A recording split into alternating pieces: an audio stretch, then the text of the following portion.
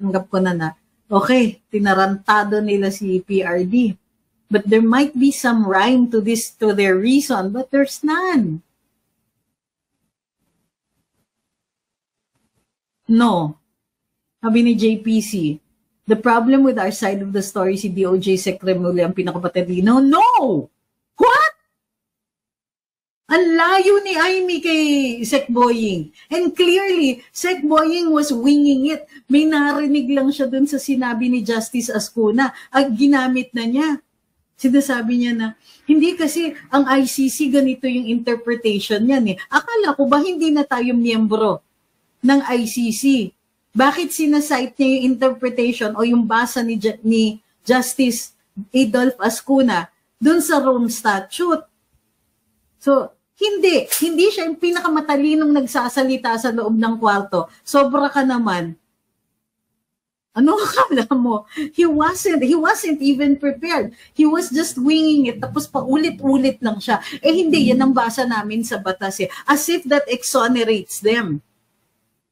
Nakakagalit, lalong nakakagalit. Kasi parang ang sinasabi nila, eh yan kasi yung basa namin dun sa batas eh, kaya dapat tama. Ngek.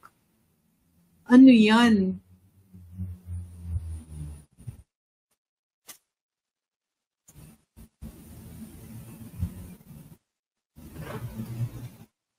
Sabi ni Royce. Sabi niya, pansin ko lang. Si Tore kanina lagi siyang, thank you for that wonderful question bago sumagot. Pageant ang pig. But, nakita ko nga yun, parang, ay naku, General Tore, tigilan na natin yung pambobola, sumagot ka na lang. Bakit walang sumasalungat kay Boying doon? Kasi some of the things he was saying were so ridiculous, they did not merit an answer anymore.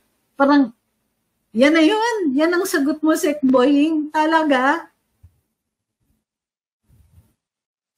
Executive privilege, my rear end.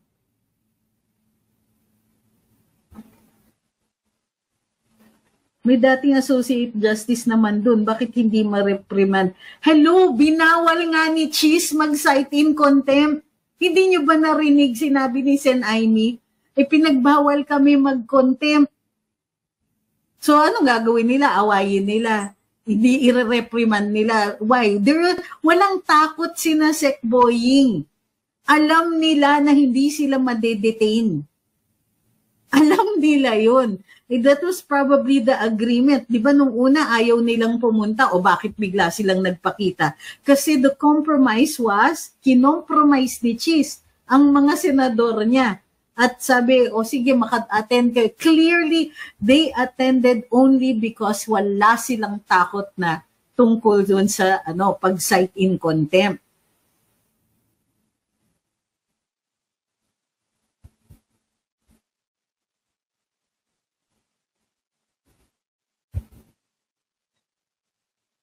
Sabi ni Ma'am BM, a chair becomes an obstruction of justice. Sana pala binato ni ES yung upuan kay Diwata nung time na yun.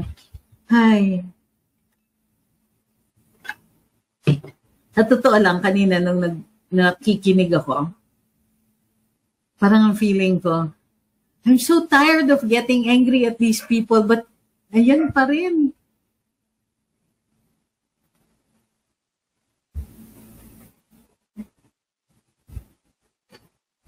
Sabi ni Joseph Tom Antonio, tama talaga sinabi, si VP sa sinabi niya na may DOJ tayong walang alam sa, nakakahiya talagang administrasyon ngayon. Ay.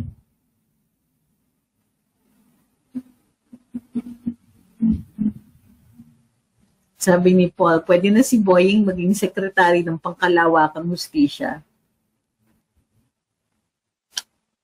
Isaac asks, ba't nilabag nila sa ligang batas? Di ba our constitution is above all? Sir naman, may ganun ba tinatanong ba yan? These people feel that they are invincible. They think na wala silang pananagutan. Ang hinaharap lang nila talaga dito. This is something that you have to understand about the Marcos administration and all his minions in all branches of government.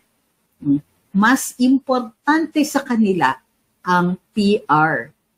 So they'll attend there, they'll say nice words that don't mean anything. But the Constitution, kiber. Diba? What's important is mukha kaming pogi. Poging. Pogi. Pogi. Pogi.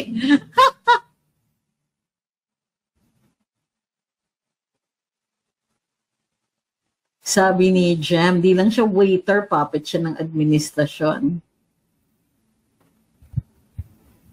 Sabi ni Titanium, ang sarap manood sa plastic na nagsisinungaling sa harap mo. Sarap ba tumakan? Sabi ni Pearl Vlogs, contradictory nga yung sinasabi ni Boying eh. Ang hirap intindihin, feeling siguro niya bobo lahat. No, he was just trying to get through the hearing. Thanks, Adada Ulap.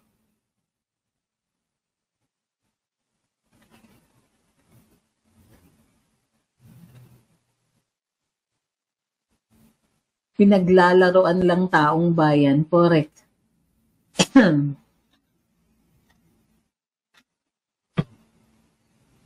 Sabi ni Hani, pwede na pala ngayon magsinungaling sa investigation sa Senado. Actually, oo, parang ganun na nga yung nangyari kasi hindi nga pumayag si Senator Cheese, si Senate President Cheese, na mag-cite in contempt ang Committee on Foreign Relations. Pwede po ba daw mag-interpret ng law? Well, ganito yon. You have to read the law in order to execute it, diba? E minsan, the law is broadly stated that there's room for you to exercise discretion. But interpret, ibang usapan yon. Si Senate President, ma'am, sa tinanong ni Miss, sino nag-utos kay Senator Amy na wag mag-contempt? Si Senate President Cheese. Kasi pag may order of detention, kailangan pirmahan ng Senate President. So sinabi talaga, wag kayong mag-cite in contempt. Hindi kayo pwede mag-cite in contempt.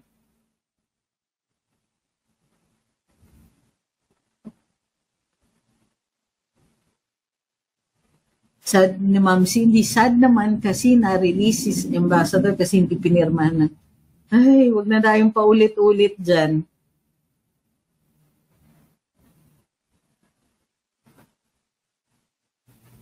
No, of course not. Ma'am Valerie says, the truth is the DOJ exploited the loophole. No, they did not. There is no loophole. What they did was they deprived PRD of his right. His right to be judged by his right to an extradition hearing or hearing under the Rome Statutes Article 59. Susme! There's no loophole. There's no misalignment between the definition of judicial authority. That's bull manure. Akala ko ba hindi tayo miyembro ng ICC? Then, you cannot cite the Rome Statute. O bakit nila gagamitin yung Rome Statute to read the term judicial authority in that light? I'm not mad at you, ma'am. I'm so mad at them.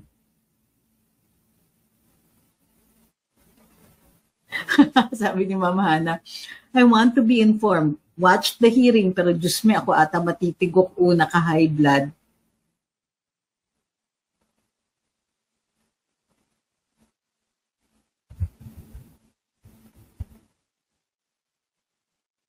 Sabi ni Napi Buy, nakakabahala, Secretary of Justice yan, harap-harapan, nagsisinungaling and willing to bend the law for their benefit. Ano na lang, closed doors, red herring, and intellectual dishonesty. Ay nako, there was no intellect in that dishonesty. Seryoso, I did not see any intellect in that dishonesty today on display in the Senate.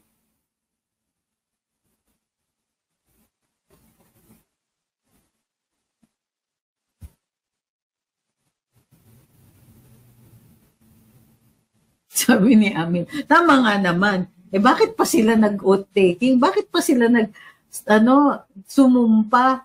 Pwede palang magsinungaling.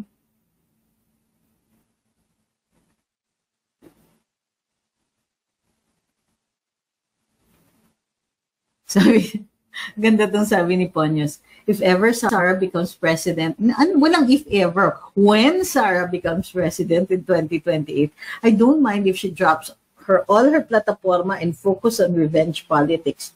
You know what? Tama si Crisette, dapat meron siyang Minister of Revenge. That was at least to get another 6 years of being happy for the other family's misfortune. It's called Schadenfreude, and yes, I want another 6 years of that.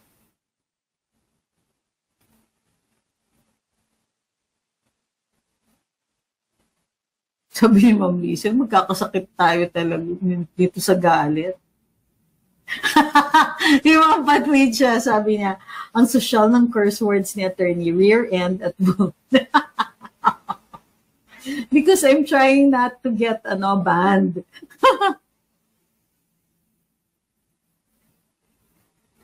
How can Torre be accountable sa violation na ginawa niya on not allowing PRD to see VP?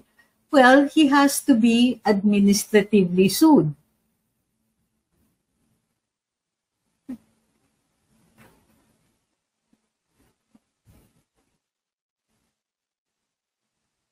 Sabi ni Junar, baliwala yan, bastusan na nga pag sila ordinaryong vlogger lang, contempt agad. Totoo. Sabi ni Ma'am Jean, Boying's relentless lying and palusot. Kasi untouchables, nagtataka talaga ako, Attorney Quicks, gaano ba kadaming pera ang kailangan nila? Money is just an instrument, pero at the end of the day, it's our own peace. Yep. So, Friday po bukas, Green Friday. My God! Akala ko, sa totoo lang, di ba, tanggap na natin yung mga pangyayari. Hindi na nila ako kayang galitin. Hala, galit pa rin ako.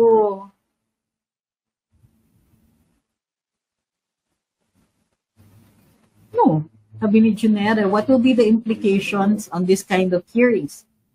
Pwede ito gamitin sa mga susunod na administrations pala.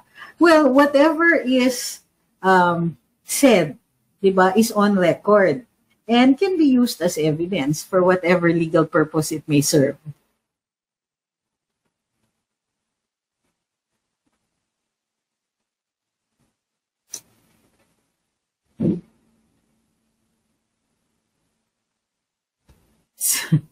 Sabi ni Loving Mama, no balls, all eyebrows. Ano daw? Sabi ni Jose Leandro Viray, kahit sa Senado, gusto nakabusal din ng bibig.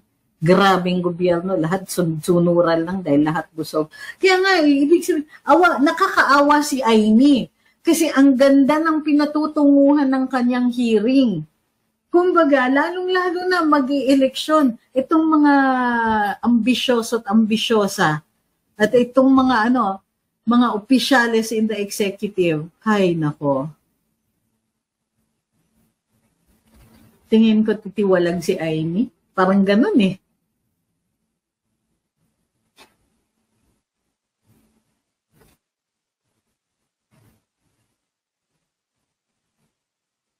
Uy, sabi ni Ma'am Isabel, unfollowed heart. Damay-damay na to. Sarap sa bunutan ng kilay. Kokonti na nga lang, ma'am. Sa sabunutan mo pa.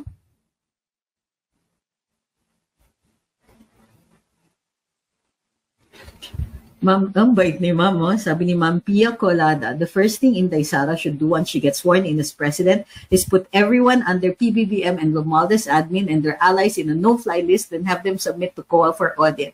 Wow, bait ni Ma'am. Ay nako, kung ako, ngayon pa lang ino-audit na, labasan na lang yan later on.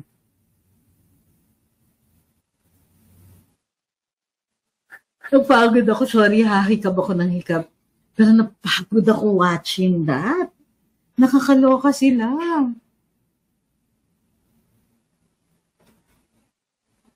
Ito, sabi nga ni Rome Ria Pulido, kapag nagsasabi ng totoo, iko-contempt. Pero kapag nagsisinungaling, hindi pwedeng i-contempt. Di ba?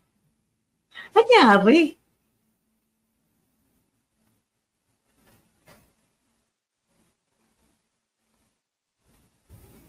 No, Ma'am Samin is asking, just, Not related. Sabi niya, I noticed 162,000 ka na pala. So have you received your silver button? No, YouTube has not given me my silver button. Parati kong pina-follow up at ang sinasabi nila, still under evaluation. It seems that they don't like political vlogs.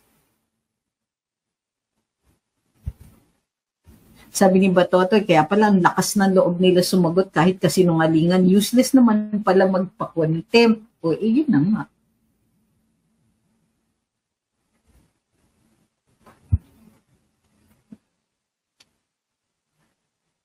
Melamine is asking, sino pwede magdemanda kay Torre on all of his violations regarding Duterte's kidnapping? Any person with personal knowledge or a person who has witnesses who have personal knowledge? Ang init, di ba kayo nainitan sa panahon? Feeling ko kaya ang init din ng ulo ko, ang init ng panahon. Naku, kawawa ang gobyerno dito.